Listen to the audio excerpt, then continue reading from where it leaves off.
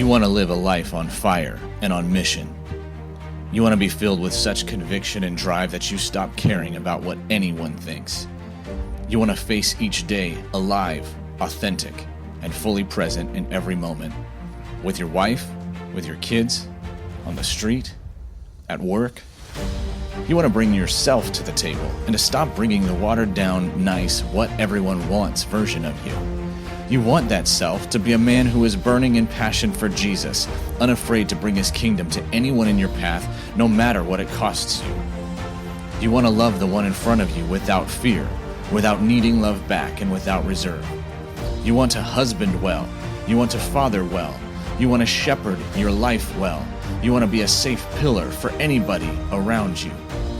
You want to experience God for real, to not just believe, but to know that he's got you and that he'll show up on your behalf, that he'll show up through you.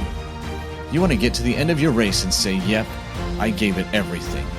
Jesus, you know I'm all in. And you want to know just how to get there. Welcome to Man, Warrior, King. I'm your host, Matt Hallock. Congratulations. You're among the violent taking the kingdom by force. You're among the chosen answering the call to rise above yourself. You're in the forge being stripped down and strengthened, and you will rise stronger, solid, unshakable. You are a man. You're a warrior. You are a king. Good morning, gentlemen. This is Matt Hallock with another episode of the Man, Warrior, King podcast. I just want to take a moment to reiterate really quickly this morning. If you've been listening for a while now, I would super appreciate you heading on over to iTunes and just dropping a quick review and rating. I think the podcast is kind of gaining some momentum here, but that would just help it even more so. So that's just a personal favor. If you have the capacity, if you feel like it's been a blessing to you, that would be a blessing to me. Thank you. But that's enough of that. This morning, I wanted to cover part 2 of living fully integrated. In part 1, check out the episode if you didn't hear it yet. In part 1, we talked about the difference in a man's life between trusting the Lord or trusting in men or man, trusting in our own thinking, our own ways. We talked about how Jesus told us if we hear his words but don't actually put them into action and don't live like we believe them, even though we say we believe them, we're setting ourselves up for a major crash, a crumble. It's building our house on sand. He said a house divided can't stand. And I think we have a bit of an epidemic right now that I am undoing in my own life. And thankfully, Jesus is asking me to help undo it in your life, in the life of men in our church culture. And that epidemic is that we are living disintegrated. We are not fully aligned with what we say we believe when we are Christians. When we say we follow Jesus, when we say we believe in him and we love him, our lives don't always match up. And I'm not talking about the big, obvious ways because, we say we love Jesus and yet we're out doing all kinds of sinful stuff. Maybe some of us, that is true. And that needs to change. But this living disintegrated can be a lot sneakier than that. It can be a lot more subtle, and in my opinion, then a lot more dangerous than that, because then we get a bunch of not cold and not hot, but a bunch of lukewarm men in the kingdom. And Jesus said that he would spit us out if we're lukewarm, and we don't want that. We don't want lukewarmness, where we say we believe something, but we live in these subtle ways differently. And so we've got to fully trust. We have to fully trust, and what that looks like is actually acting on what Jesus says. It's not just giving lip service to his doctrine, not just giving lip service to what we believe he did or has done for us. It is actually putting actions behind our faith and walking this thing out.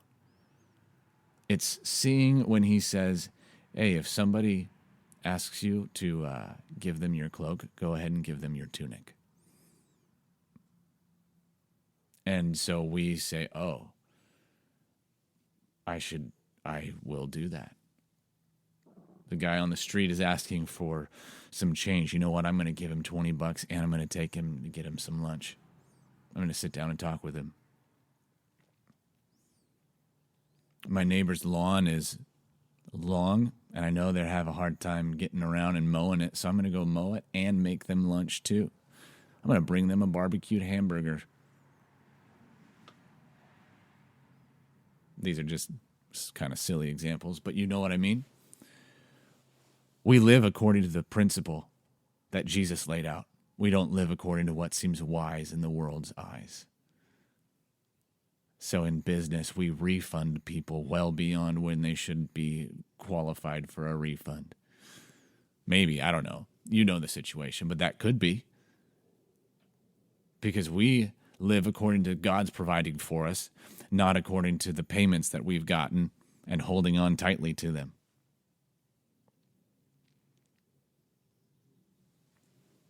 So we talked about all of that stuff in part 1. Today in part 2, I want to talk more about how. Because I bet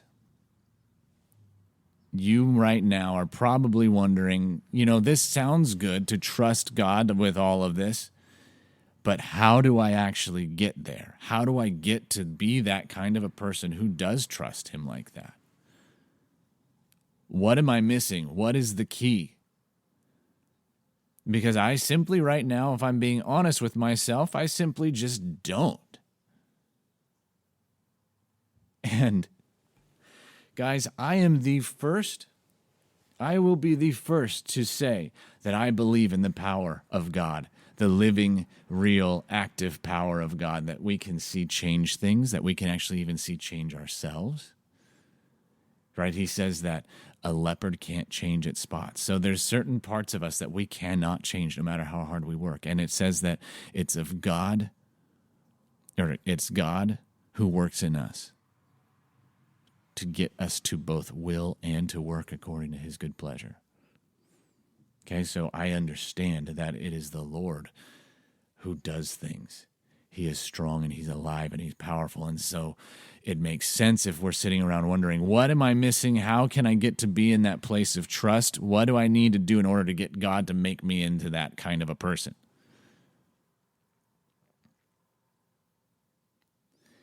But, gentlemen, God partners with us too. And there are times when he rushes in like a flood and he smacks us upside the head even when we weren't looking for it. We didn't deserve it, and he does change us. There are those times. But you are not called to play a victim to those times, meaning your life, your growth, your advancement in the kingdom does not depend on a moment in time happening to you. You happen to your life. You happen.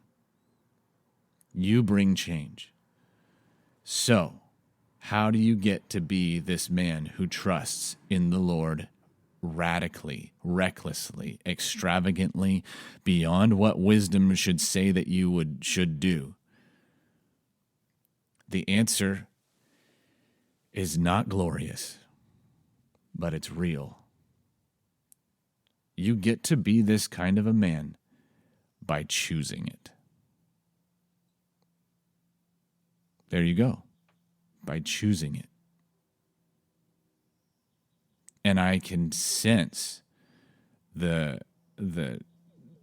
some of us, the defensiveness that comes up right there, because we want to not be responsible for our own broken situation. We want to not be responsible for the things that we've been missing out on. We want someone else to take the blame. We want God to be the responsible one, and we just didn't know. But if the answer is just to choose, then it's been in my hands all along.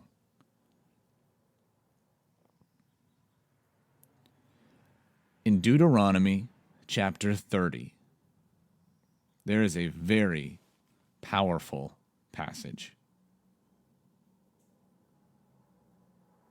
And it starts in verse 11. It says, "For this commandment that I command you today is not too hard for you, neither is it far off."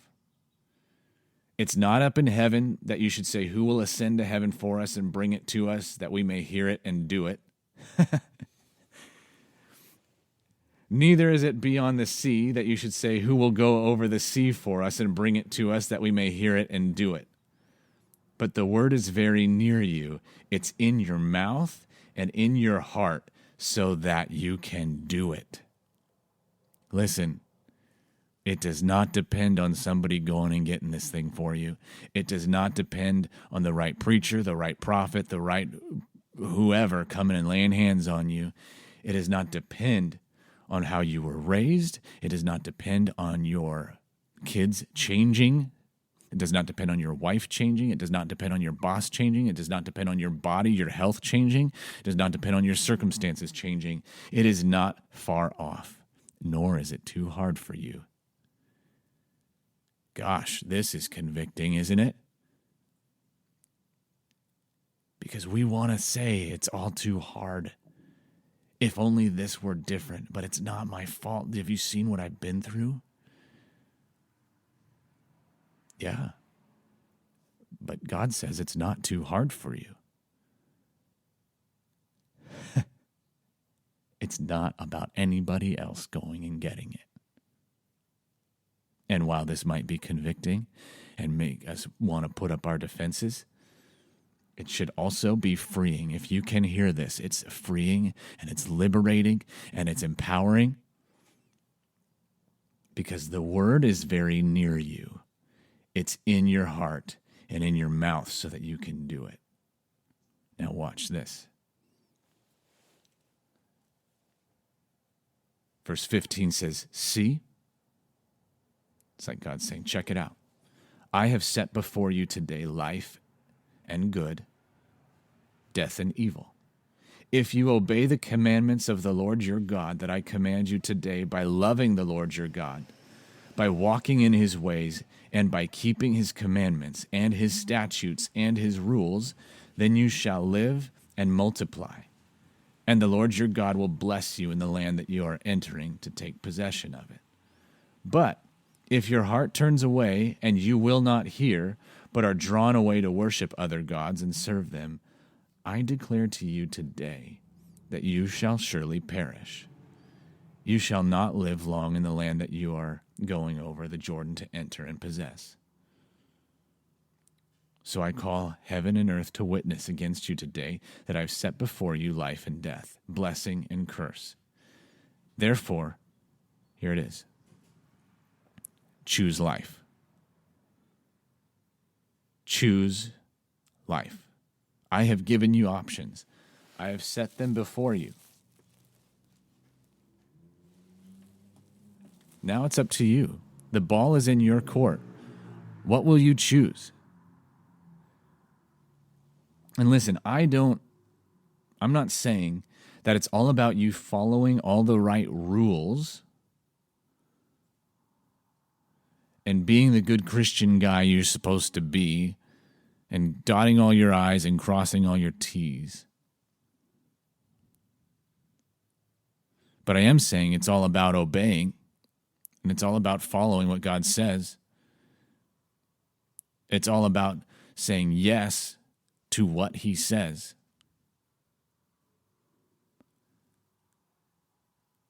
And you may not feel like it, but the way that you choose is by how you act.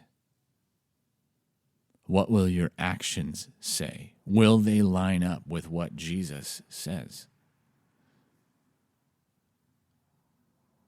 Because if you do these things, if you obey the commandments of the Lord, if you say yes and you act in accordance with what you say you believe, then look, you will live and multiply. And the Lord your God will bless you in the land to take possession of it. He will give you the promised land. He will give you the promises that you have been fighting for in your own way, trusting yourself, trying to get them to happen on your own, and it has not worked. It's sucked.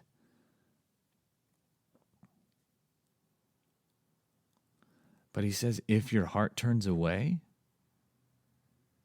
and you worship other gods and you serve them, and so meaning you go and you try to live according to some other way to get what you need, to get what you want, because the reason for serving other gods is to try to get what you need from them, to make them happy so you can get what you've been looking for. If you go away from my intimacy, if you go away from connection with me, and you start doing this on your own, you're going to die.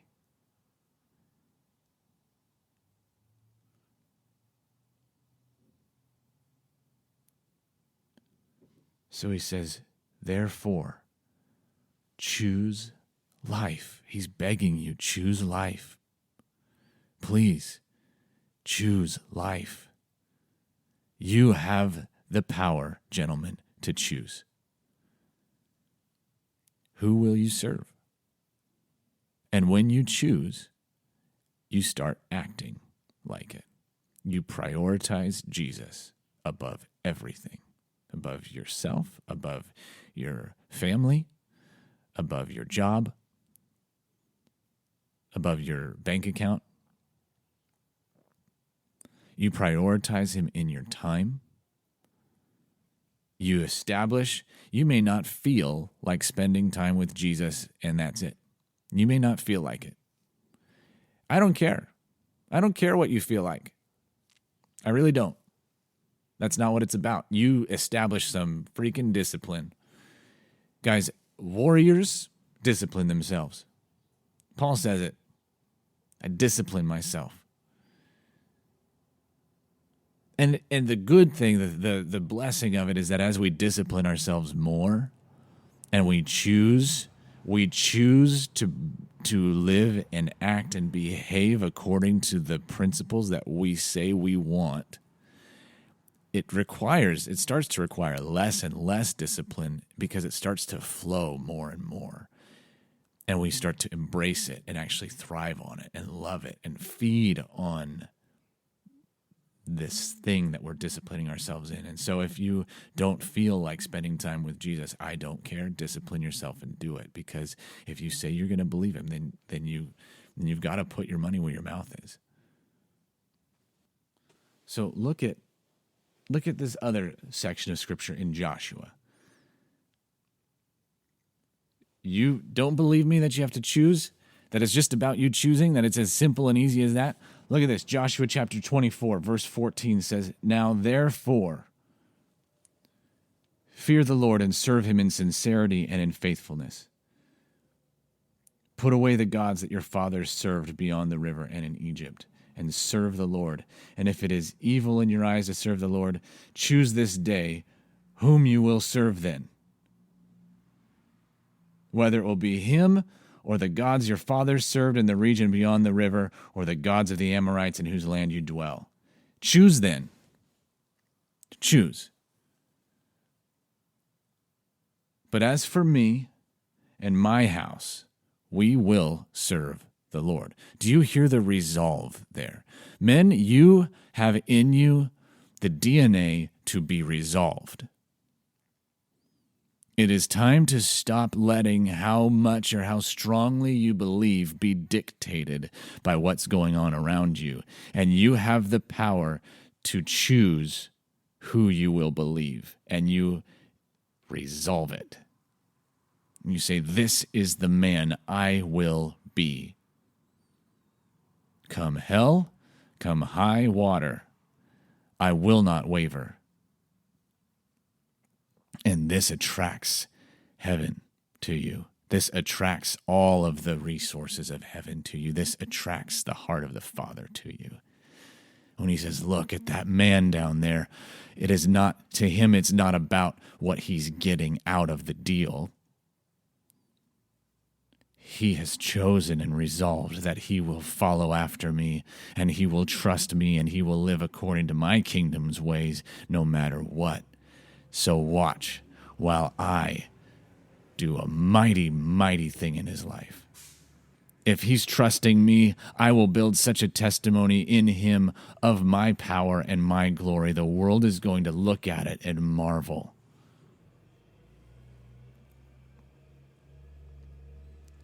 But as for me and my house, we will serve the Lord.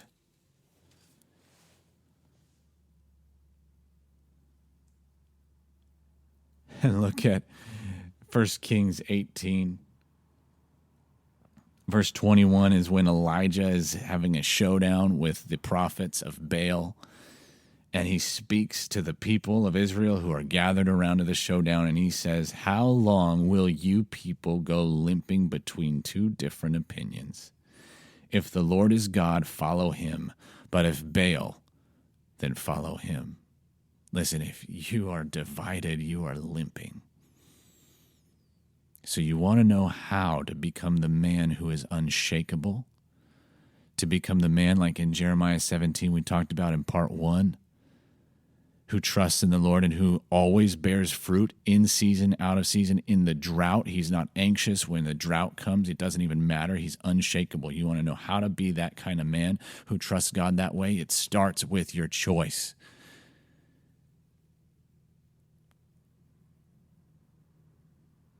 And you might have to choose 1,000 times in one single day.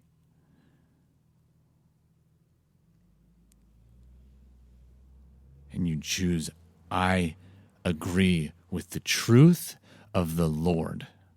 And maybe it plans out in your actions of how you're going to conduct yourself in this circumstance or that circumstance. It does. But it might for you start those actions that prove where your faith is might start in the thoughts that you choose to think. So when you feel your mind going to places that aren't consistent with the kingdom, like this is just life, this is just the way I am, I'm never going to get over this, I'm never going to beat my anger, I'm never going to get well, I'm never going to figure out how to get out of this mess. The smallest, most central core of who you are action is to choose a different thought. And the easiest way I know how to choose it and act on it so that I'm not just getting stuck being swayed by thoughts in my mind is to actually speak it. So I'm challenging you right now, putting some action steps to this. 1, you choose to make time to be with Jesus and just Jesus. That's 1, because you will grow, and you will grow with less work and less strain, less a bunch of self-effort. The more you spend time with him and you are in his actual presence and he's changing you, even if you don't feel it at first. That's 1 action step. The second is for you in those times and outside of those times, in your day, in the course of your day, you take your thoughts captive and you choose to think a kingdom thought. And you watch while it starts there and it grows. And you watch while, as you're spending time with Jesus and beholding him and letting him shape you, and as you are training your mind to think differently, you watch while you naturally begin to change. The leopard can't change its spots, but Jesus does. And you watch while those spots change. You watch while you become a new man. And you will feel like, I'm not even really doing this. It's God doing it. Because he does bring the change. You don't, but he is asking you to choose.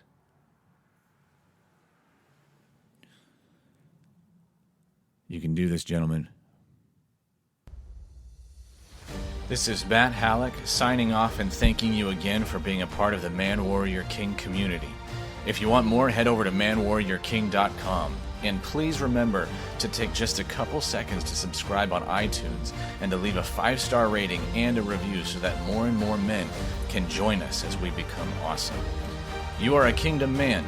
Go out, take more ground, push back darkness. Remember, you bring value into your home, your work, and your circle. You are not a taker, you are a giver Abundance is your atmosphere.